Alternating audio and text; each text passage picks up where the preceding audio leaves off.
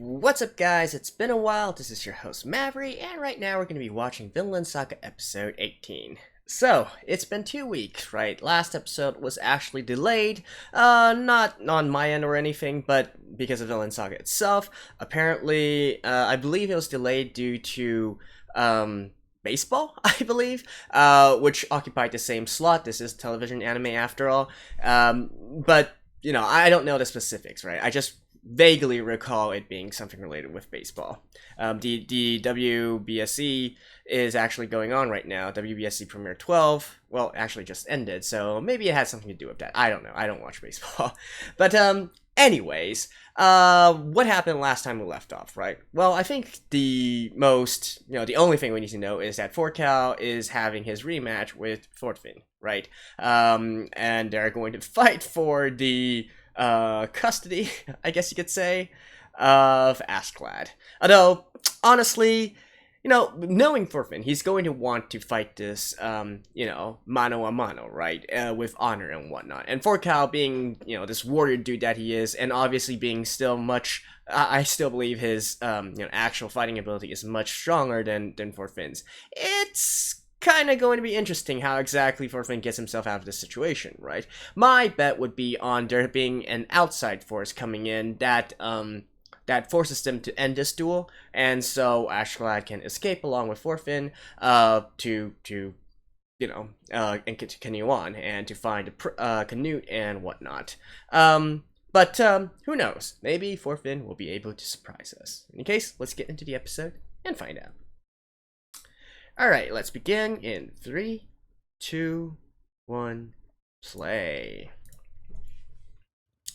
Man, it has been a while.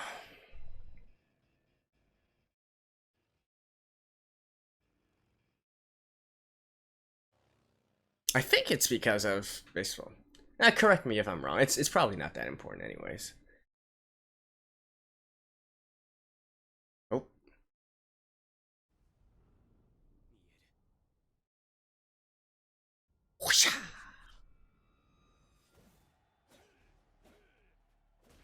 Damn. Thorfinn is quick.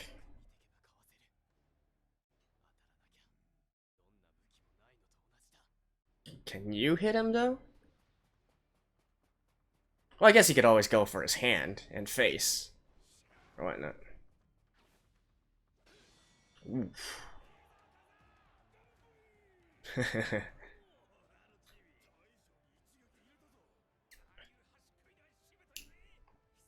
See, this is something that some of you guys have been asking me about, right? In Norse culture, really, the only thing that matters...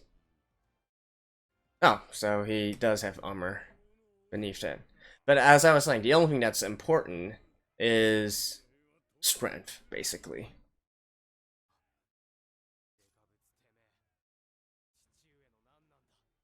For warrior groups like them, especially for Thorkell, who was formerly of the Jomsvikings, and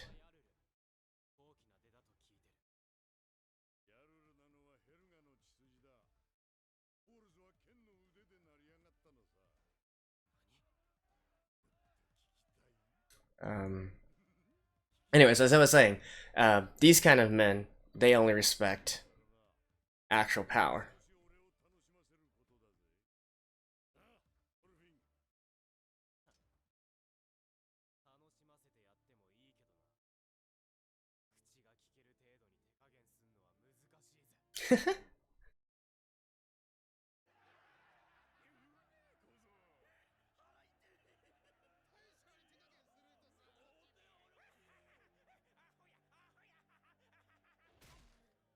Ooh.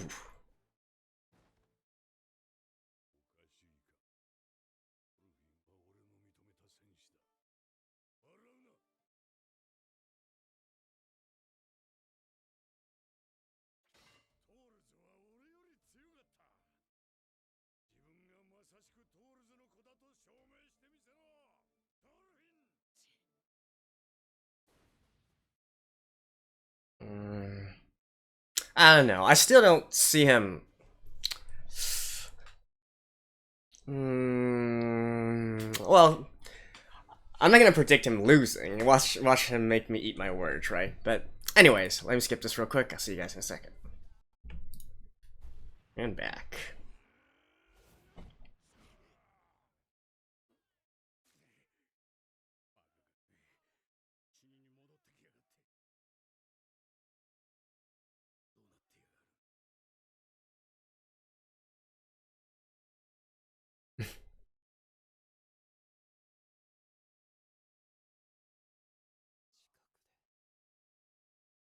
Hmm.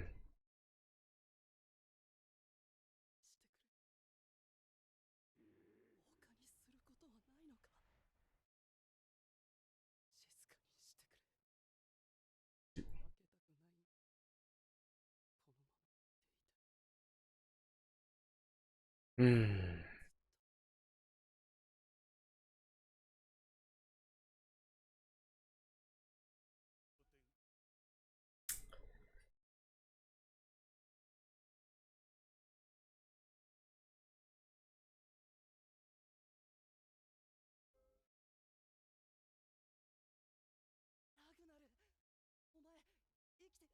Of course not.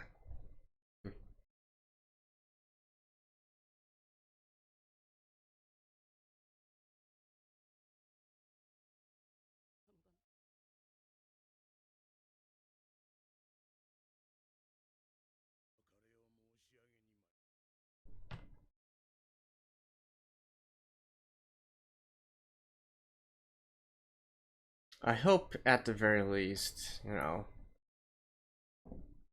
Ragnar's parting words will help Canute to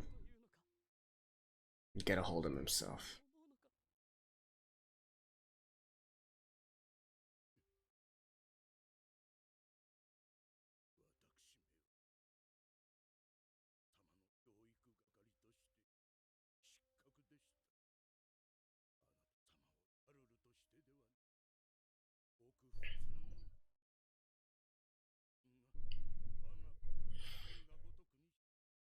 That is correct.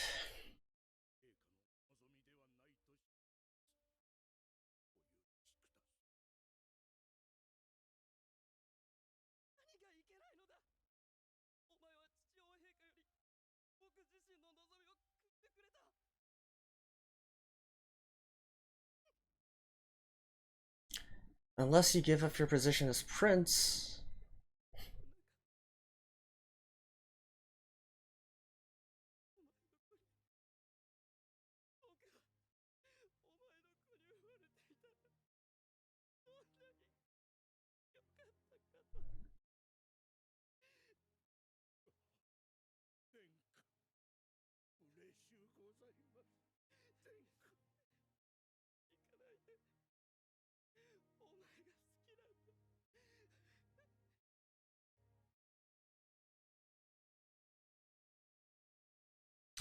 I'll say, this is a very interesting depiction of Canute.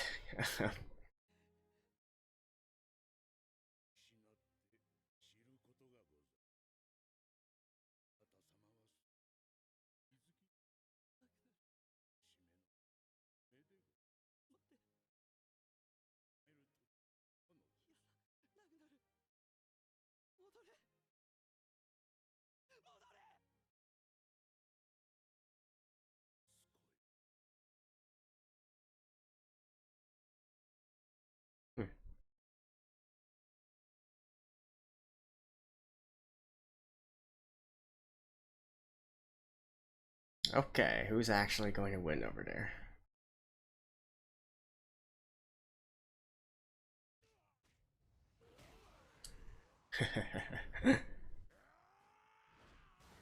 Damn, that's the power of a berserker for you.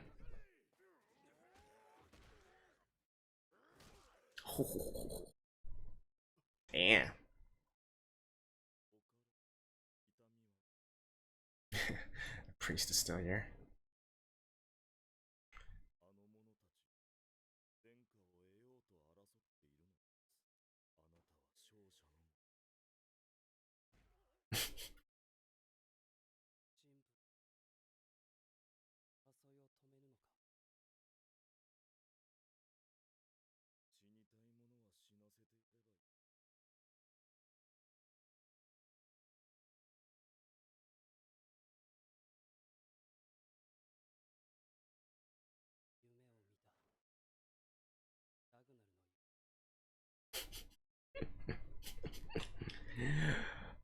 Uh,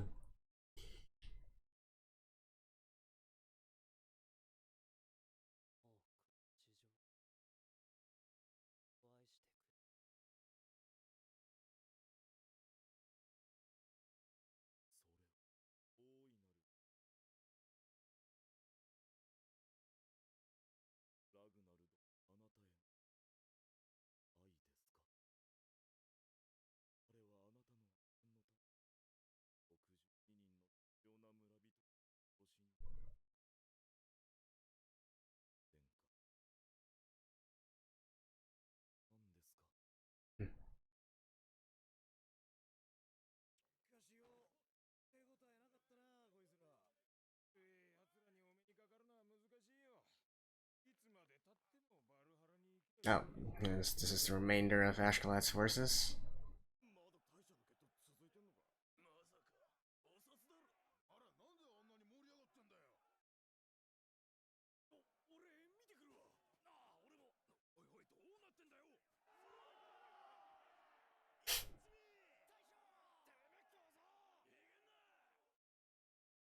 Oh. You scored?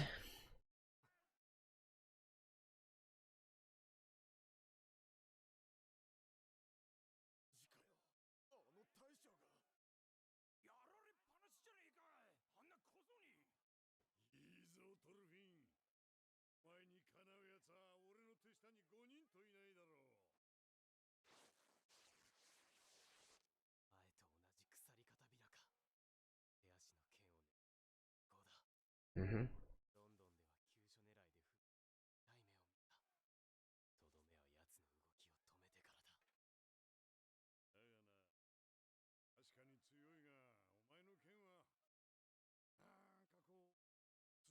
Thorkell's not actually using his full power either, right?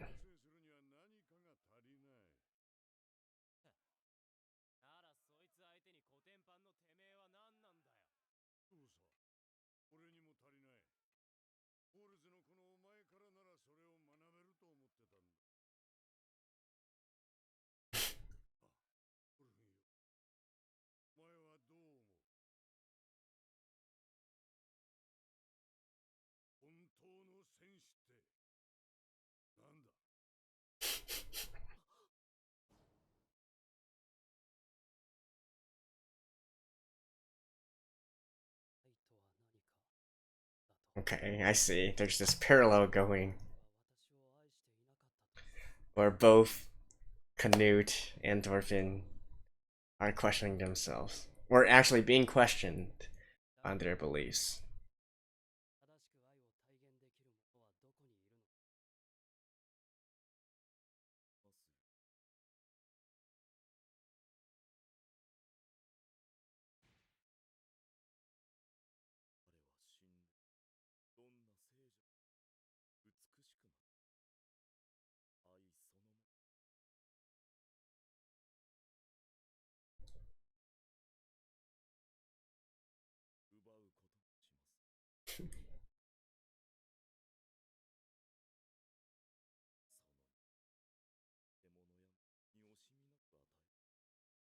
Okay.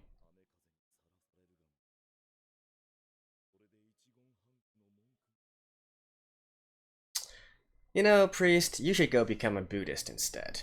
Christianity doesn't really suit you.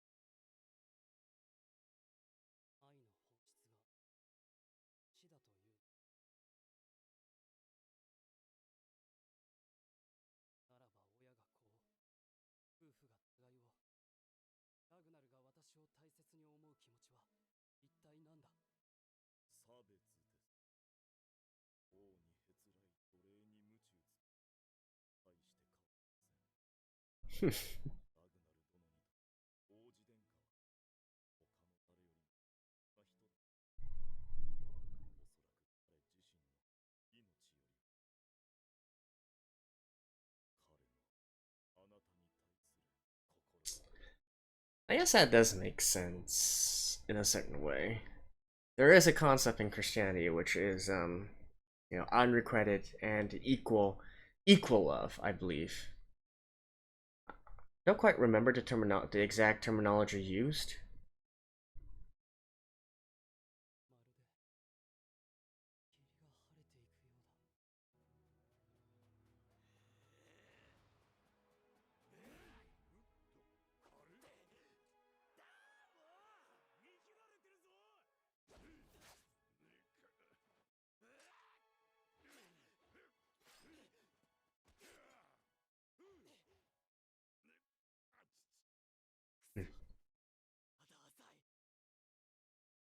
Hmm. No.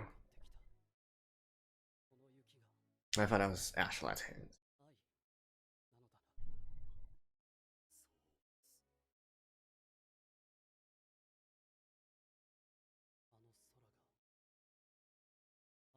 That's a really nice sky shot.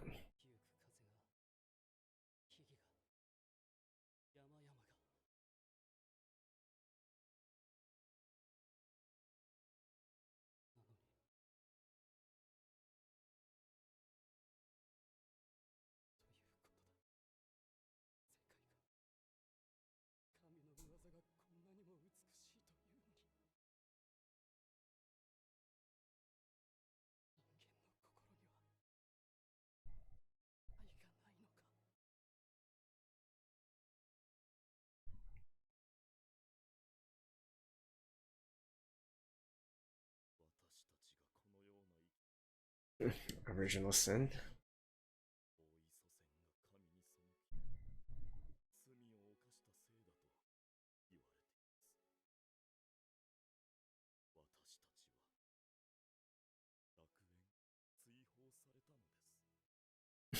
Look at his face.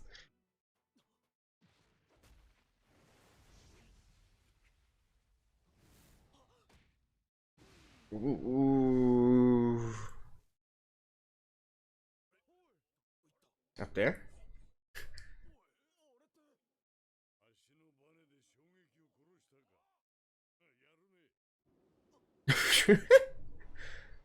What the hell? Oh, ow. He has to have broken a few ribs at least, right?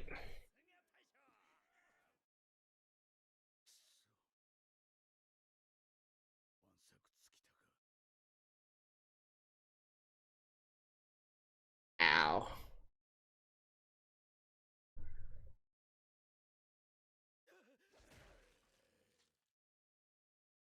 Well, we know who's on here. So when is he gonna snap out of it?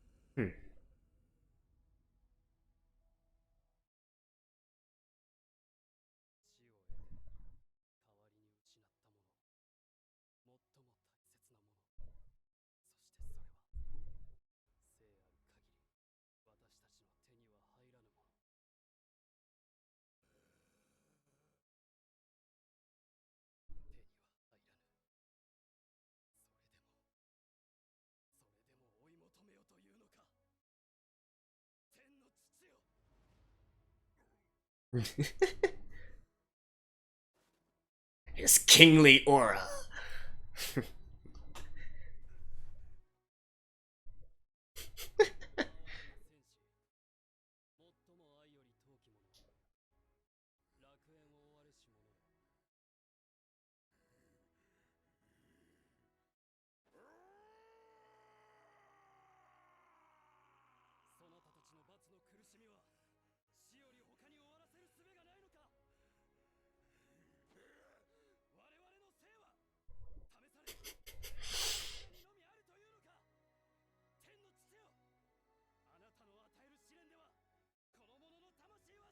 What in the world?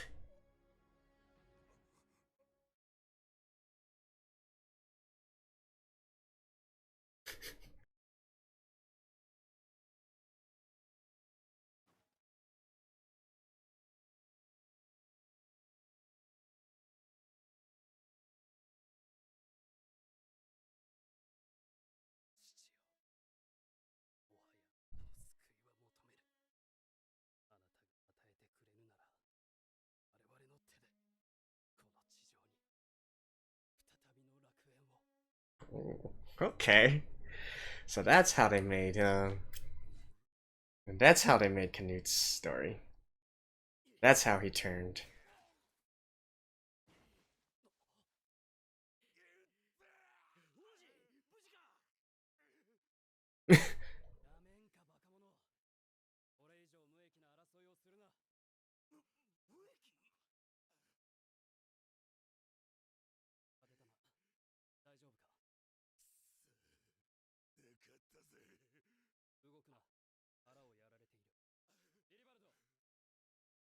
Oh, his name is Willibald.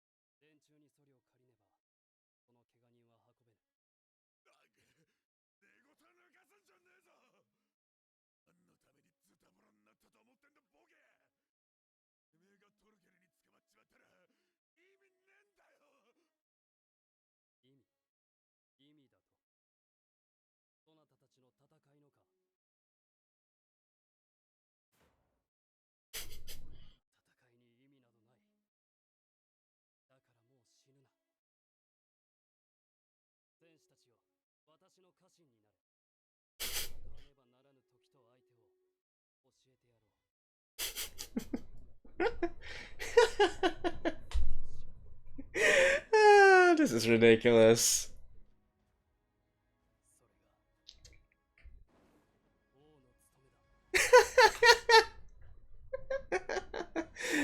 I mean, it's ridiculous, but I don't hate it. Alright, see you guys after this. Alrighty, so quite a things to talk about for this episode, but just one quick mention in regards to Thorkell's and Thorfinn's fight. Honestly, I wasn't expecting Thorfinn to give that much trouble to Thorkell, especially considering their previous encounter, where Thorkell didn't seem like he had much trouble keeping up with Thorfinn's speed. So that's why I was thinking perhaps Thorkell was still holding back in a sense, right? And it's still possible that he is, right? Obviously, we can see that he is a pretty, I guess I wouldn't say friend, but at least he respects Thor very much, and I kind of think that he also expects some things from Thorfinn, and that's why he's not going to go 100% all out against him this early, right? I'm still, right, I still don't believe that Thorfinn is actually on Thorkell's level here, and obviously right here in the end, we do see that Thorkell did get the upper hand as well, but I'm just saying that I don't feel like Thorkell was actually fighting seriously from the get-go, right? So anyways, there we go, and poor Thorfinn, again, you know, most of his troubles seem to come from Thorkell, also from before, you know, when he was really getting down in dumps with his with his mental fortitude, and now where Yeah, I think at least quite a few of his bones are broken right now. Um, but yeah, anyways, that's that. Let's talk about Canute, right?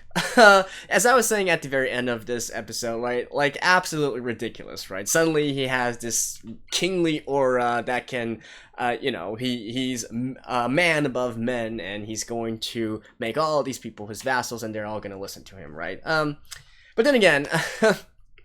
I do find it kind of fun, right? It's absolutely ridiculous, but again, it's fun as well. Now, this is obviously a more dramatic approach to doing this, right? But of course, like I was saying before, we know that Canute is actually a great king, historically. That there's a reason why he's called Canute the Great, right?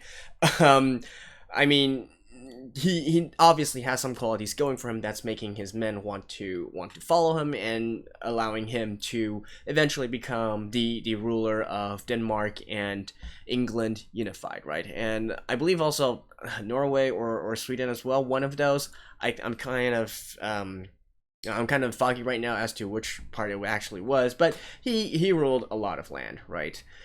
So it was interesting seeing the anime's portrayal of Canute as this really weak and timid, prince, and then suddenly having this transformation into probably what I expect more of when we're going by the historical depiction of him, right?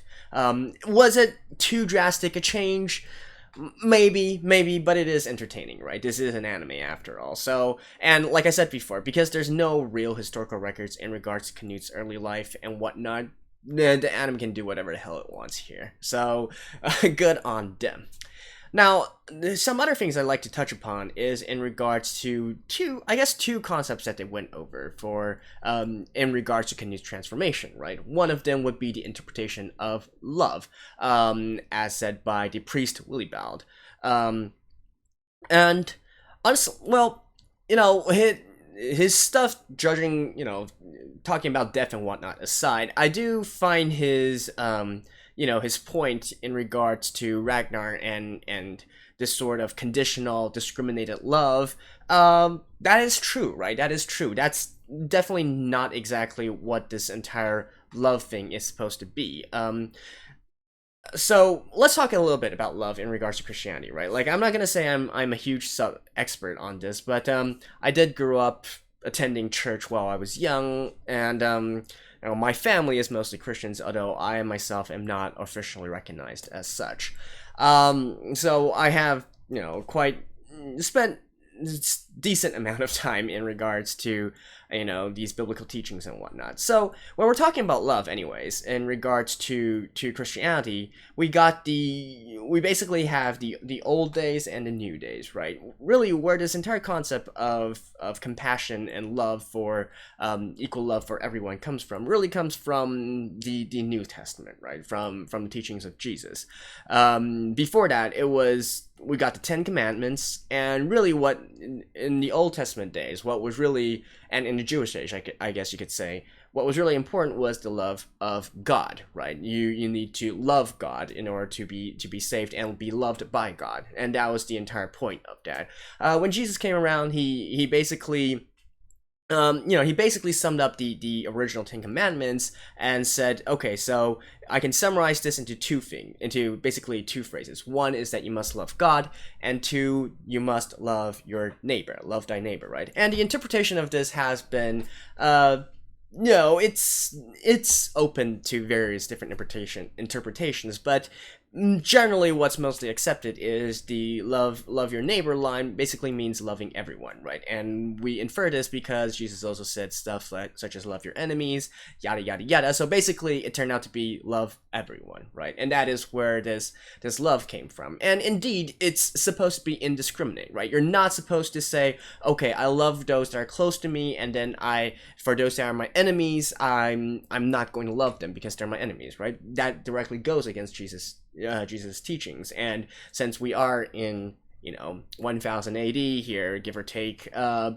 they're already supposed to be following the teachings of Jesus as well in regards to Christianity. So that is the entire situation with love here. So absolutely, Willibald is correct here. Willibald is correct here in regards to, they're all practicing some flawed version of love here. And all that entire point about, only having love when you're deaf and so everything is equal and whatnot, that still strikes me much more as a sort of Buddhist kind of teaching. But that's, that aside, the more interesting part here is what Canute was saying after he sort of awakened, right? He's woke now, in a sense. So his point here about not needing, there's no need for God's salvation. Father, right? He made this mention, Father, we don't need your salvation. I'm going to create paradise on earth.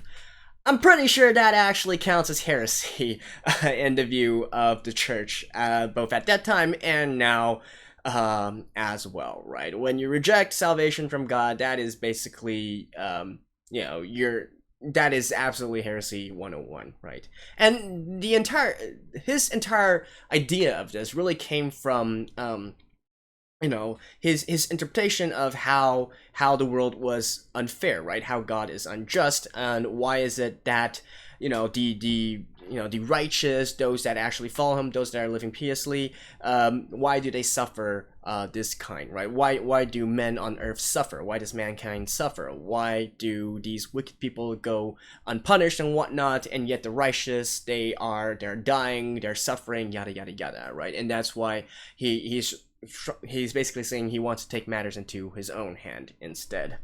Well, honestly, I would say, that's a question that's long been asked, and it's also long been answered, right? I think I did talk about this, or made a quick reference to this last episode or 2 episodes prior, and that is really all the answers to this question lies in the book of Job, right? Which is part of the Old Testament, and that entire book is, that entire part of the Bible was basically talking about, the life of Job, this person, and then how he's basically, he's a very devoted to God and whatnot, a very righteous man, following all teachings and whatnot, and then, God just rains down disaster. Well, I guess God didn't really. He allowed Satan to